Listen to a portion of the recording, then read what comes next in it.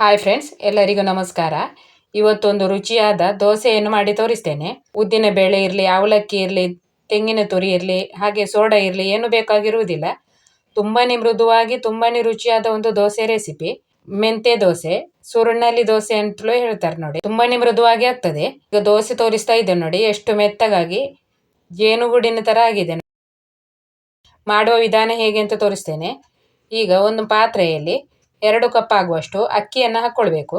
ನಾನಿಲ್ಲಿ ರೇಷನ್ ಅಕ್ಕಿಯನ್ನು ಉಪಯೋಗಿಸ್ತಾ ಇದ್ದೇನೆ. ದೋಸೆ ಅಕ್ಕಿ ಯಾವುದು ಹಾಕಿದ್ರೂ ಆಗ್ತದೆ. 2 ಕಪ್ ಆಗುವಷ್ಟು ಅಕ್ಕಿ ಹಾಕ್ಕೊಂಡಿದ್ದೇನೆ. ಹಾಗೆ ಅದಕ್ಕೆ ಒಂದು 2 ಚಮಚ ಅಥವಾ 3 ಚಮಚ ಬೇಕಿದ್ರೂ ಮೆಂತೆ ಕಾಳು ಹಾಕ್ಕೊಳ್ಬಹುದು. ಅದಕ್ಕಿಂತ ಜಾಸ್ತಿ ಹಾಕ್ಕೊಳ್ಬಾರ್ದು, ಕಹಿ ಆಗ್ಬೋದು. 2 ಅಥವಾ 3 ಚಮಚ ಹಾಕ್ಕೊಳ್ಬೋದು. ನಾನಿಲ್ಲಿ 3 ಚಮಚ ಹಾಕ್ಕೊಂಡಿದ್ದೇನೆ. ಈಗ ಇದನ್ನು ಚೆನ್ನಾಗಿ 3-4 ಸಲ ನೀರು ಹಾಕಿ ತೊಳೆದುಕೊಳ್ಬೇಕು. ಈಗ ನಾನು ಚೆನ್ನಾಗಿ ತೊಳೆದಿದ್ದೇನೆ. ಇದರ ನೀರು ತೆಗೆದು ತರ್ತೇನೆ. ಈಗ ನೀರು ತೆಗೆದು ತಂದಿದ್ದೇನೆ.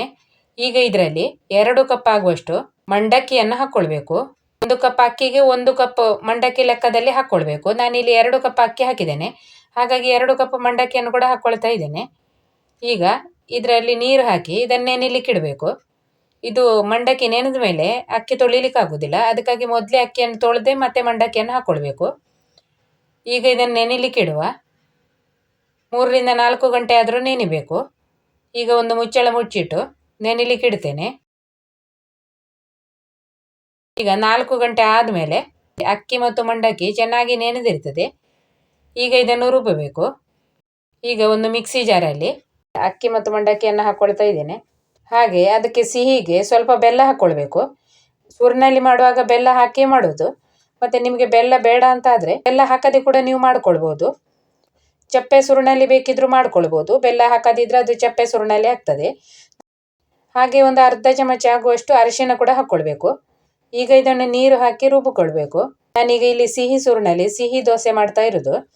ಈಗ ಇದನ್ನು ರುಬ್ಬಿ ತಂದಿದ್ದೇನೆ. ನಯವಾಗಿ ರುಬ್ಬಿದ್ದೇನೆ ನೋಡಿ. ಇದೇ ಥರ ನಯವಾಗಿ ರುಬ್ಬಿದ್ರೆ ಆಯಿತು. ಈಗ ಇದನ್ನೊಂದು ಪಾತ್ರೆಯಲ್ಲಿ ತೆಗಿಬೇಕು. ಹಾಗೆ ಮಿಕ್ಸಿಯಲ್ಲಿ ಕೂಡ ಸ್ವಲ್ಪ ನೀರು ಹಾಕಿ ಅದನ್ನು ಕೂಡ ಸೇರಿಸ್ಕೊಳ್ತಾ ಇದ್ದೇನೆ. ಈಗ ಇದಕ್ಕೆ ರುಚಿಗೆ ತಕ್ಕಷ್ಟು ಉಪ್ಪನ್ನು ಹಾಕ್ಕೊಳ್ತಾ ಇದ್ದೇನೆ. ಈಗ ಚಳಿಗಾಲ ಆದ ಕಾರಣ ಹಿಟ್ಟಿಗೆ ಉಪ್ಪು ಹಾಕಿಟ್ರೆ ಹಿಟ್ಟು ಬೇಗನೆ ಹುಳಿ ಬರ್ತದೆ. ಅದಕ್ಕಾಗಿ ನಾನು ಸ್ವಲ್ಪ ಉಪ್ಪು ಹಾಕ್ಕೊಂಡು ಈಗ ಮಿಕ್ಸ್ ಮಾಡ್ಕೊಳ್ತಾ ಇದ್ದೇನೆ. ಬೇಗ ರುಬ್ಬಿಡುವುದಿದ್ರೆ ಉಪ್ಪು ಹಾಕದೇ ಇಟ್ಟರೂ ಆಗ್ತದೆ. ಮರುದಿವಸ ಬೆಳಿಗ್ಗೆ ದೋಸೆ ಮಾಡುವ ಹೊತ್ತಲ್ಲಿ ಉಪ್ಪು ಹಾಕ್ಕೊಳ್ಬೋದು. ನಾನೀಗ ಒಂದು ಸ್ವಲ್ಪ ಉಪ್ಪು ಹಾಕಿದ್ದೇನೆ. ಮತ್ತೆ ಕಡಿಮೆ ಆದ ಮರುದಿನ ಬೆಳಿಗ್ಗೆ ಹಾಕ್ಕೊಳ್ಳಿಕ್ಕೆ ಆಗ್ತದೆ. ಈಗ ಇದರದ್ದು ಮುಚ್ಚಳ ಮುಚ್ಚಿಟ್ಟು ಹುದುಗ್ಲಿಕ್ಕೆ ಇಡುವ. ರಾತ್ರಿ ಇಡೀ ಹುದುಗ್ಲಿಕ್ಕೆ ಇಡ್ತಾ ಇದ್ದೇನೆ. ಮರುದಿನ ಬೆಳಿಗ್ಗೆ ಹಿಟ್ಟು ಚೆನ್ನಾಗಿ ಹುದುಗಿದೆ. ಹಿಟ್ಟು ಕೂಡ ಸ್ವಲ್ಪ ಗಟ್ಟಿಯಾಗಿದೆ ನೋಡಿ. ಈಗ ಇದನ್ನು ಚೆನ್ನಾಗಿ ಒಂದ್ಸಾರಿ ಮಿಕ್ಸ್ ಮಾಡಿಕೊಳ್ಬೇಕು. ಆಮೇಲೆ ನೀರಿನ ಅವಶ್ಯಕತೆ ಇದ್ರೆ ಸ್ವಲ್ಪ ಹಾಕ್ಕೊಂಡು ಮತ್ತೆ ಮಿಕ್ಸ್ ಮಾಡಿಕೊಂಡ್ರೆ ಆಯಿತು.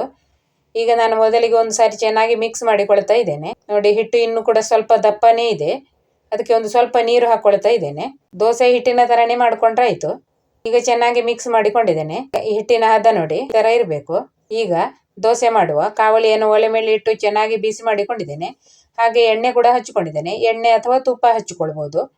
ಈಗ ಹಿಟ್ಟನ್ನು ಹಾಕಿ ಸ್ವಲ್ಪ ದಪ್ಪಕ್ಕೆ ದೋಸೆ ಮಾಡಬೇಕು, ಸೆಟ್ ದೋಸೆಯ ಥರ.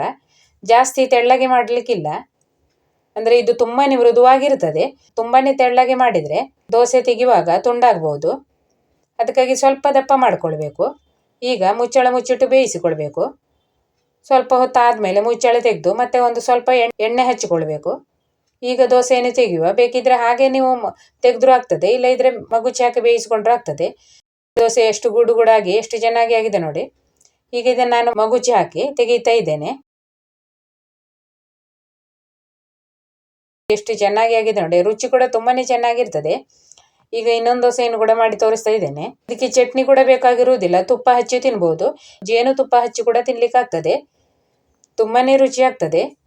ಚಟ್ನಿ ಬೇಕಿದ್ರೆ ಚಟ್ನಿ ಕೂಡ ಮಾಡ್ಕೊಳ್ಬೋದು. ಈಗ ಇನ್ನೊಂದು ದೋಸೆ ಕೂಡ ರೆಡಿ ಆಗಿದೆ. ಅದನ್ನು ಕೂಡ ಮಗುಚಿ ಹಾಕ್ಕೊಂಡು ನಾನು ಬೇಯಿಸ್ತಾ ಇದ್ದೇನೆ. ನೀವು ಒಂದೇ ಸೈಡ್ ಬೇಕಿದ್ರೂ ಬೇಯಿಸ್ಕೊಳ್ಬೋದು. ನೋಡಿ ಎಷ್ಟು ಕಣ್ಣಾಗಿ ಎಷ್ಟು ಚೆನ್ನಾಗಿ ಆಗಿದೆ ನೋಡಿ. ತುಂಬಾನೇ ಮೃದುವಾಗಿ ಆಗ್ತದೆ. ನೀವು ಒಂದ್ಸಾರಿ ಟ್ರೈ ಮಾಡಿ ನೋಡಿ. ಹಾಗೆ ವಿಡಿಯೋ ಇಷ್ಟ ಆದರೆ ಒಂದು ಲೈಕ್ ಮಾಡಿ.